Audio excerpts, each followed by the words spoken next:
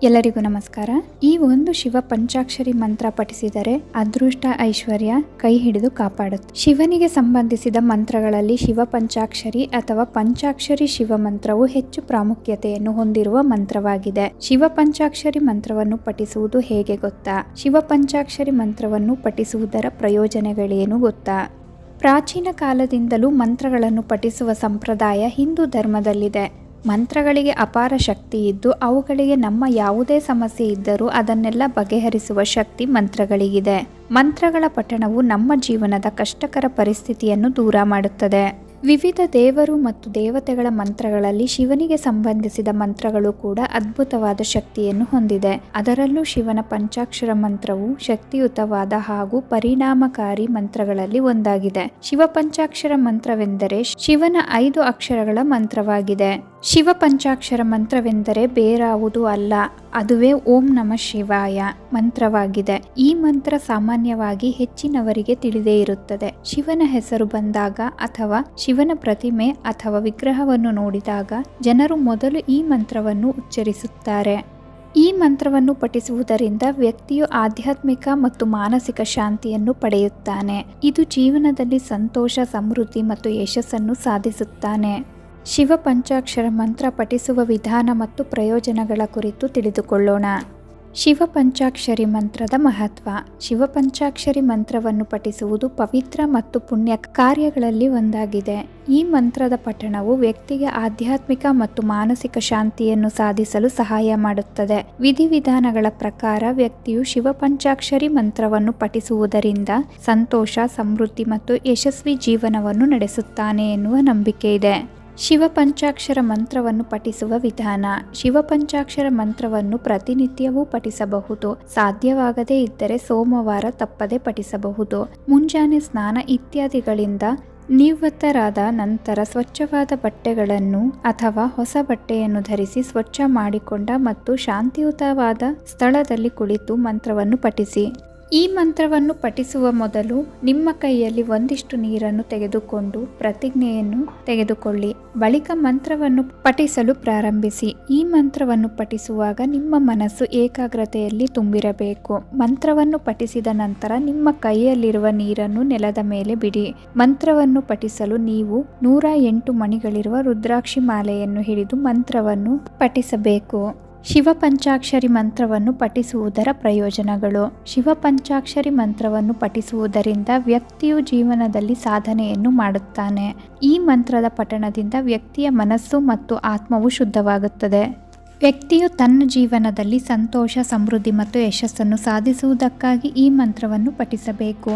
ಶಿವ ಪಂಚಾಕ್ಷರಿ ಮಂತ್ರವನ್ನು ಪಠಿಸುವುದರಿಂದ ವ್ಯಕ್ತಿಯು ಆಧ್ಯಾತ್ಮಿಕ ಮತ್ತು ಮಾನಸಿಕ ಶಾಂತಿಯನ್ನು ಕಂಡುಕೊಳ್ಳುತ್ತಾನೆ. ಶಿವ ಪಂಚಾಕ್ಷರಿ ಮಂತ್ರದ ಪಠಣದಿಂದ ಜ್ಞಾನವು ವೃದ್ಧಿಯಾಗುತ್ತದೆ.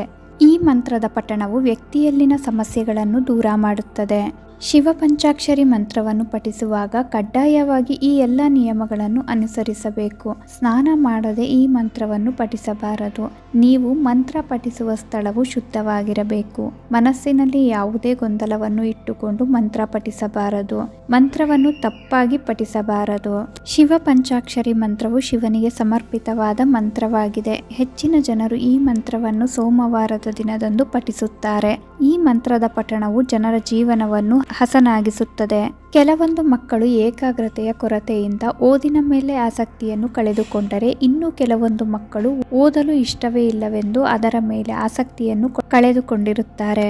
ಇನ್ನು ಕೆಲವೊಮ್ಮೆ ಅವರು ಎಷ್ಟೇ ಓದಿದರೂ ಅದು ನೆನಪಿನಲ್ಲಿ ಉಳಿಯುವುದಿಲ್ಲ. ಇದಕ್ಕೆಲ್ಲ ಪರಿಹಾರವೆಂದರೆ ಅದುವೇ ಈ ಮಂತ್ರ. ನಿಮ್ಮ ಮಕ್ಕಳು ಈ 2 ಮಂತ್ರಗಳನ್ನು ಪಠಿಸಿದರೆ ಖಂಡಿತ ಓದಿನಲ್ಲಿ ಮುಂದೆ ಬರುತ್ತಾರೆ. ತನ್ನ ಮಗು ಅಧ್ಯಯನದಲ್ಲಿ ಯಾವುದೇ ಆಸಕ್ತಿಯನ್ನು ತೋರಿಸುತ್ತಿಲ್ಲ, ಎಷ್ಟೇ ಓದಿದರೂ ಅವರು ಓದಿದ ವಿಚಾರ ನೆನಪಿನಲ್ಲೇ ಉಳಿಯುತ್ತಿಲ್ಲ, ಪರೀಕ್ಷೆಯಲ್ಲಿ ದಿನದಿಂದ ದಿನಕ್ಕೆ ಅವರ ಅಂಕಗಳು ಕಡಿಮೆಯಾಗುತ್ತಿದೆ. ಇದೇ ರೀತಿಯಾದ ಸಾವಿರಾರು ದೂರುಗಳನ್ನು ಮತ್ತು ಮಾತುಗಳನ್ನು ನಾವು ಅನೇಕ ಪೋಷಕರ ಬಾಯಿಂದ ಕೇಳಿರುತ್ತೇವೆ. ಓದು ಮತ್ತು ಉತ್ತಮ ಅಂಕವನ್ನು ಪಡೆದುಕೊಳ್ಳಬೇಕೆನ್ನುವ ತರಾತುರಿಯಲ್ಲಿ ಒತ್ತಡವನ್ನು ಅನುಭವಿಸುತ್ತಿರುತ್ತಾರೆ. ಸಾಕಷ್ಟು ಬಾರಿ ಅವರು ಎಷ್ಟೇ ಕಠಿಣ ಪ್ರಯತ್ನಗಳನ್ನು ಮಾಡಿದರೂ ಅದಕ್ಕೆ ತಕ್ಕ ಪ್ರತಿಫಲವನ್ನು ಅವರು ಪಡೆದುಕೊಂಡಿರುವುದಿಲ್ಲ. ಇದಕ್ಕೆ ಮುಖ್ಯ ಕಾರಣ ಅವರಲ್ಲಿನ ಏಕಾಗ್ರತೆಯ ಕೊರತೆಯಾಗಿರಬಹುದು. ಏಕಾಗ್ರತೆಯಿಂದ ಓದಿದಾಗ ಮಾತ್ರ ಅವರು ಓದಿದ್ದನ್ನು ಮನಸ್ಸಿನಲ್ಲಿ ಇಟ್ಟುಕೊಂಡಿರುತ್ತಾರೆ ಹಾಗೂ ಇದು ಉತ್ತಮ ಅಂಕಗಳನ್ನು ಪಡೆದುಕೊಳ್ಳಲು ಸಹಾಯ ಮಾಡುತ್ತದೆ. ನಿಮ್ಮ ಮಕ್ಕಳಲ್ಲೂ ನೀವು ಏಕಾಗ್ರತೆಯ ಕೊರತೆಯನ್ನು ಗಮನಿಸಿದರೆ ಅಂತಹ ಸಮಯದಲ್ಲಿ ಈ 2 ಪ್ರಬಲ ಮಂತ್ರಗಳನ್ನು ಪಠಿಸಬೇಕು. ಈ 2 ಮಂತ್ರಗಳನ್ನು ಪಠಿಸುವುದರಿಂದ ಮಕ್ಕಳಲ್ಲಿ ಏಕಾಗ್ರತೆ ಹೆಚ್ಚಾಗುತ್ತದೆ.